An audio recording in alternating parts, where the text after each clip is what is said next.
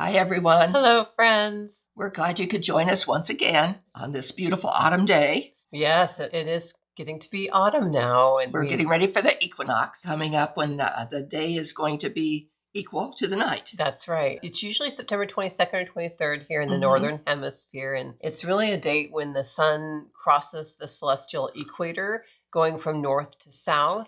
And so the day and night, as Mom said, are equal. It's really a time of balance, and it marks the start of autumn. And so that's when we know that autumn is here for sure. Yes, and the sun will rise in the true east and set in the true west. Oh, I love that. And the sunsets are so pretty. They are right now. Oh, yes.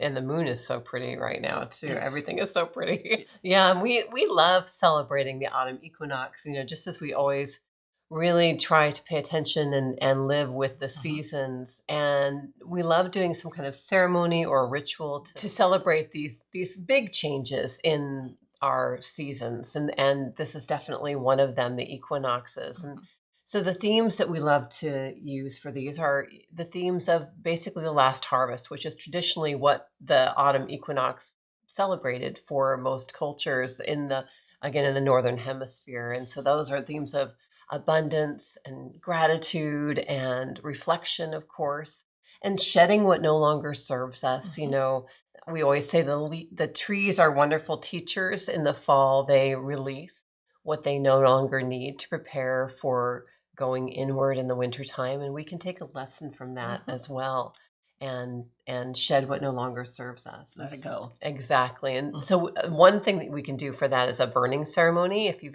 not ever done that, you can just take some time and write what you want to release on a piece of paper, and then just burn it in a candle flame or in a safe way with fire.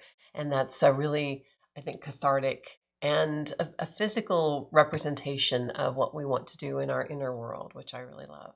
To release that which no longer serves us. Absolutely. Let it go. Let it go. Let it go. It is the last harvest of the season where we have been bringing things in, the last fruits, the last veggies and all that, and even gathering up the fall bittersweet. Yes, and it's one of the pretty things that beautiful. grow wild out here yet. We still have some of it growing wild. It is just beautiful to gather in the fall. And those are things that we can use in our rituals also. Yes, in our decorations. And this one we just gathered this morning, and it still has the berries closed up. Yes. They haven't popped open yet. They haven't popped open yet. And here it is, right next to one from last year. You can see we've dried this one from last year, and see how the orange outer shell pops open to reveal the berry.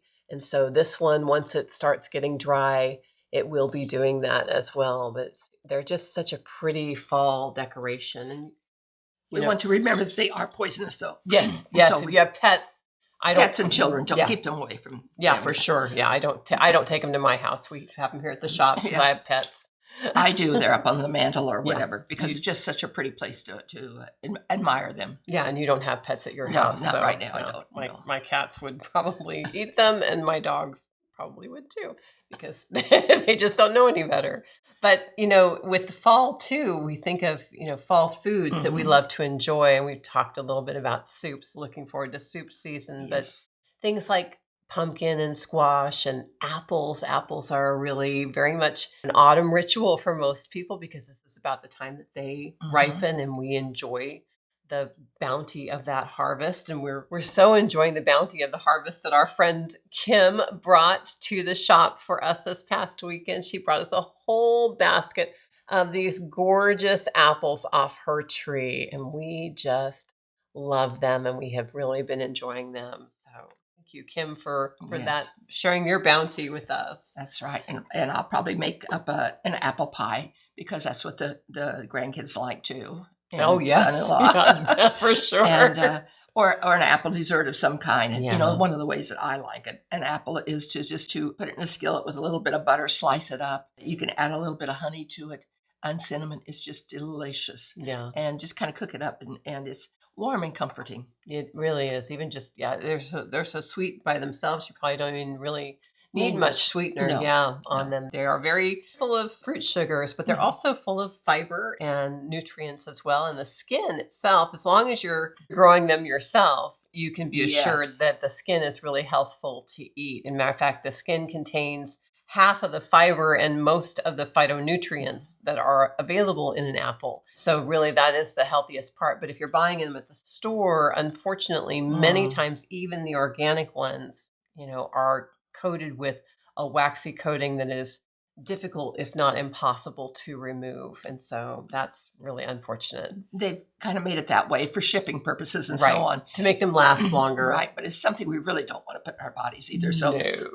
so we will peel the ones that come from the store. But when they're off of the tree here from Kim's and such, then we know that they're really good old-fashioned farm apples, I call them. Just bite right in. Yes. But when you're peeling an apple, you might want to even save the peelings. I like to dry them, and even along with the peelings of an orange, add them to a simmering potpourri during the winter. Oh, yeah. That's a nice thing to do. Oh, that's so simmering potpourris.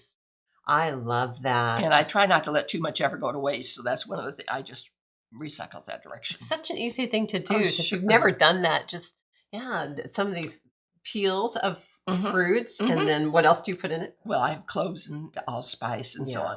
It's actually in the September, October chapter of the book. Yeah, that's right. So if you don't have a copy of Mom's book, be sure to get that, because lots of ideas and a wonderful read month by month, year after year, and ways to enjoy celebrating the season. So that's Gatherings from the Good Earth. It's the name of her book. And it's available, of course, from us here at the shop, and we're happy to ship it as well. Yeah, and apples, another thing that apples, when we're talking about apples, I always think of apple cider vinegar, which is one of our favorite things. I use that daily pretty much in our household. Our favorite is the Bragg's apple cider vinegar, or any other raw and organic apple cider vinegar. It has this it's called the mother at the bottom, and what is in apple cider vinegar, primarily one of its most health-promoting things is acetic acid. That's really what makes it a vinegar. It gives it that strong sour smell and flavor. But we love raw, organic, and unfiltered because it has a richer flavor and it's much more nutritious. So raw means, of course, it's not pasteurized, so it contains raw enzymes and good bacteria to help promote good health. It's organic, so there's no pesticides. Those pesticides would kill both the good bacteria that's in the apple cider vinegar and affect our own gut flora. So we really want to avoid pesticides all the time in everything. And then unfiltered means that it contains that what we call the mother, which is a gelatinous, stringy strand of proteins, enzymes, and friendly probiotic bacteria. And that naturally forms during fermentation. And of course, when you buy filtered or pasteurized, that's not in there. You're not getting those live enzymes and live probiotics, which is why we really prefer the raw. We've talked about doing infused herbs in vinegar, and there are options for that. We don't ever use the plain white vinegar, but we do use the white wine vinegar and also the apple cider vinegar, our two primary ones. And the plain white vinegar, we don't use it for anything except cleaning products. That's right, yeah. So we make our own cleaning products with it, That's right. Yeah, for sure. So, Mom, I know you are always making things, and you always have something wonderful to share with us for the season. I like to keep it within season, and I pulled this out because I wanted to put it on the back of my sofa. A few years ago, I decided to make up this big mat. I collected a lot of leaves, and then I pressed them for a few days, and then I traced around them, found some pretty wools that I had. And most of my wools I had hand-dyed. And so they're kind of a variegated look. Gorgeous. And oh my gosh, put them so on. And of course, if you notice, there are some acorns in here too. That I made. You love acorns. Yes, I made out of the wools that I had on hand. One piece also is a piece of 100-year-old tapestry. Oh my goodness. And it is beautiful too, but it has all the colors of fall, I felt like, in it. And so I stitched that on there too.